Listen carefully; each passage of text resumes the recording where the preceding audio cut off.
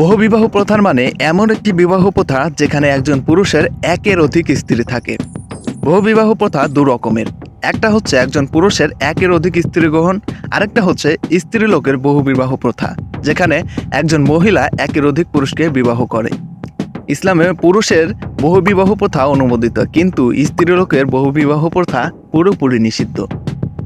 এখন আসল প্রশ্নে আসা যাক, কেন একজন পুরুষের একাধিক বিবাহ জায়েজ? একটা মাত্র বিয়ে করো। এই বিশ্বে কোরআনই একমাত্র ধর্মগ্রন্থ যাতে বলা হয়েছে একটা মাত্র বিয়ে করো। এরকম আর কোনো ধর্মগ্রন্থ নেই যাতে পুরুষদেরকে মাত্র একজন স্ত্রী রাখার কথা বলে।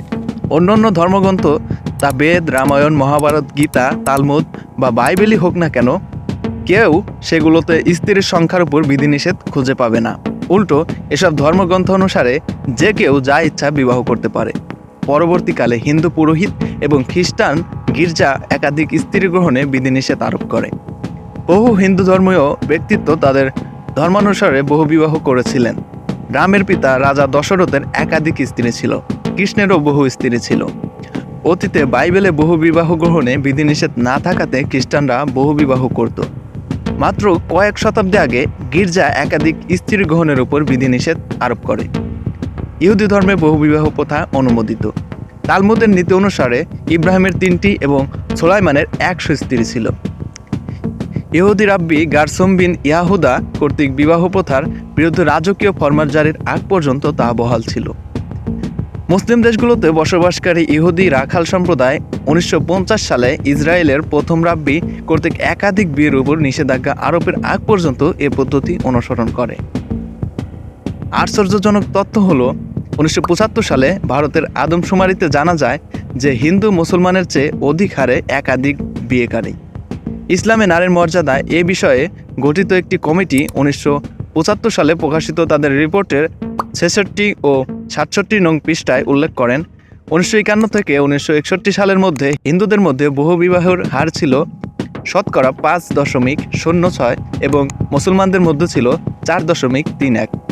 ভারতের আইন অনুসারে শুধুমাত্র মুসলমানদের একাধিক বিবাহ অনুমোদিত ছিল এবং অমুসলিমদের জন্য তা অবৈধ ছিল। অবৈধ থাকা সত্ত্বেও হিন্দুরা মুসলমানের তুলনায় বহু বিবাহ করত। অতীতে হিন্দু সমাজের উপর বহু বিবাহের ব্যাপারে কোনো বাধা নিষেধ ছিল না। 1954 সালে যখন হিন্দু বিবাহ আইন পাশ হয়, তখনই কোনো হিন্দুর জন্য একাধিক বিবাহ করা অবৈধ হয়। বর্তমানে কোনো হিন্দু ধর্মগ্রন্থ নয়, বরং ভারতের আইন অনুসারে হিন্দুদের একাধিক বিবাহ নিষিদ্ধ। আমি আগে উল্লেখ করেছি যে বিশ্বের বুকে কোরআনই একমাত্র ধর্মগ্রন্থ যাতে বলা হয়েছে একটি বিবাহ করো। পবিত্র কোরআনের সূরা নিসায় আছে, বিয়ে করো তোমার পছন্দ মতো 2, 3 অথবা 4, কিন্তু যদি এইরূপ আশঙ্কা করো যে তাদের মধ্যে ন্যায়সঙ্গত আচরণ বজায় রাখতে পারবে না, তাহলে একটি বিয়ে করো। কোরআন নাজিলের পূর্বে বহু বিবাহের ঊর্ধ্বে কোনো সীমা ছিল না এবং অনেক লোক বহু বিবাহ করত, এমনকি কেউ 100 বিবাহ করত। ইসলাম 4 স্ত্রী পর্যন্ত ঊর্ধ্বতন সীমা রেখে দিয়েছে। ইসলাম তাকেই 2, 3 বা 4 পর্যন্ত বিয়ে করার অনুমতি দিয়েছে যে তাদের প্রতি ইনসাফ করতে পারবে।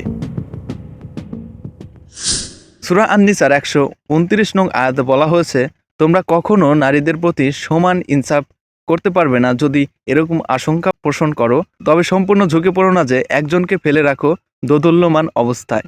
যদিও বহুবিবাহ একটি নিয়ম নয়, কিন্তু একটি ব্যতিক্রম। বহু লোক ভুল ধারণা পোষণ করে যে একের অধিক বিবাহ করা আবশ্যকীয়। প্রশস্তভাবে ইসলামের আদেশ ও বিধিনিষেধের 5টি স্তর আছে: ফরজ, আবশ্যকীয় বা বাধ্যতামূলক, মুস্তাহাব, প্রশংসিত বা উৎসাহিত, মোবা, অনুমোদিত বা গ্রহণযোগ্য, মাকরু, অপছন্দনীয় বা নিরুৎসাহিত, হারাম, নিষিদ্ধ বা অবৈধ। বহুবিবাহ মাঝের অর্থাৎ মোবা পর্যায়ে পড়ে, যেটা অনুমোদনীয়। এটা বলা হয় না যে যার একটি স্ত্রী আছে তার অপেক্ষা যার একাধিক স্ত্রী আছে সে অনেক ভালো। প্রাকৃতিক নিয়ম অনুযায়ী ছেলে এবং মেয়ে প্রায় একই অনুপাতে জন্মগ্রহণ করে। একজন ছেলে শিশুর চেয়ে একজন মেয়ে শিশুর বেশি প্রতিরোধ ক্ষমতা থাকে। একটি ছেলে শিশুর চেয়ে একটি মেয়ে শিশু বিভিন্ন রোগ জীবাণু বা রোগশোক বেশি প্রতিরোধ করতে পারে। এ কারণে মেয়ে শিশুর চেয়ে ছেলে শিশুর মৃত্যু হার বেশি। যুদ্ধের সময় মহিলাদের চেয়ে পুরুষ অধিক মারা যায়। বহু পুরুষ দুর্ঘটনা এবং রোগে মহিলাদের তুলনায় বেশি মারা যায়। গড়ে মেয়েদের জীবনহার ছেলেদের চেয়ে বেশি এবং একটি নির্দিষ্ট ও প্রদত্ত সময়ে পত্নীকের চেয়ে বিধবার সংখ্যা বেশি হয়ে থাকে। প্রতিবেশী দেশসমূহের পাশাপাশি ভারতও এমন একটি দেশ যেখানে পুরুষের চেয়ে মহিলার সংখ্যা কম। এর কারণ হচ্ছে ভারতে অধিক হারে মেয়ে শিশু হত্যা করা হয়। আরও করুণ বাস্তবতা হচ্ছে গর্ভে মেয়ে শিশু চিহ্নিত হওয়ার পর প্রতি বছর 1 মিলিয়নের বেশি মেয়ে শিশুর ভ্রূণ গর্ভপাত করা হয়। এই নিকৃষ্ট কাজটি বন্ধ হলে ভারতে পুরুষের তুলনায় নারীর সংখ্যা বেশি হবে। যুক্তরাষ্ট্রে নারীর সংখ্যা পুরুষের তুলনায় 7.8 মিলিয়ন বেশি। কেবলমাত্র নিউ ইয়র্ক শহরেই পুরুষের তুলনায় 1 মিলিয়নের অধিক নারী আছে। আবার এই পুরুষের 1/3 হলো সমকামী।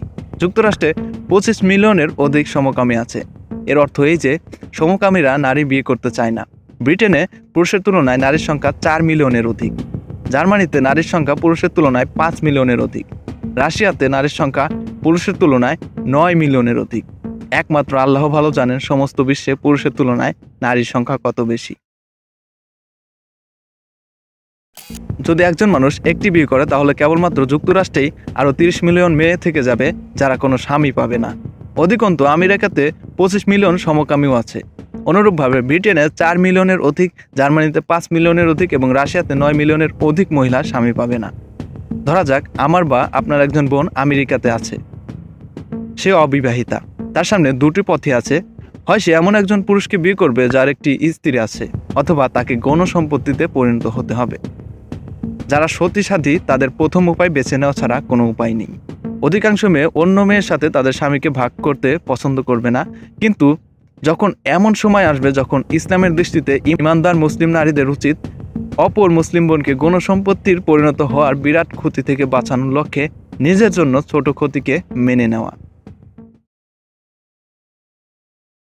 পাশ্চাত্যে একজন মানুষের একাধিক নারী বা বিবাহ বহির্ভূত বহু নারীর সাথে সম্পর্ক থাকে, যেখানে মেয়েরা অসম্মানজনক ও অরক্ষিত জীবনযাপন করে, অথচ সে একই সমাজে একজন লোকের একাধিক স্ত্রী থাকাকে গ্রহণ করা হয় না। গ্রহণ করা হলে মেয়েরা সম্মানজনক জীবনযাপন করতে পারে। এভাবে অবিবাহিত মেয়ের সামনে দুইটি উপায়ই খোলা থাকে, হয় সে কোনো বিবাহিত পুরুষকে বিয়ে করবে কিংবা গণসম্পত্তিতে পরিণত হবে। প্রথম উপায় বাস্তবায়নের মাধ্যমে ইসলাম নারীদের সম্মানজনক জীবন দান করে এবং দ্বিতীয় উপায়টিকে নাকচ করে। ইসলাম কেন সীমিত বহুবিবাহ প্রথা চালু করেছে তার আরও অনেক কারণ আছে, কিন্তু এটা বিশেষভাবে নারীর সতীত্ব রক্ষার জন্য করা হয়েছে।